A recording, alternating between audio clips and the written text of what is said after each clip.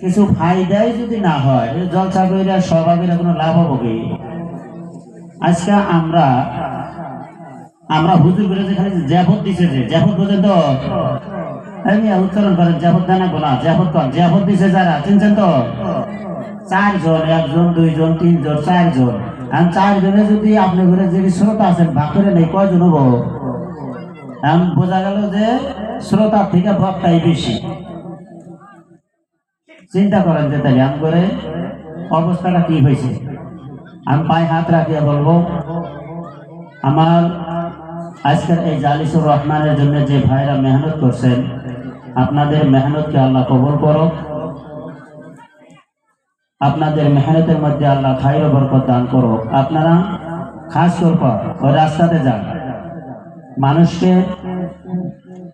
আহ্বান করেন। যদি আহ্বানে না বোঝে একটু কঠোর হয়, কঠোর হয়ে যদি আসেতে আসলোই ভালো কথা, আল্লাহ খাইর বরকত দান করো, দিলটা নরম করে দিক।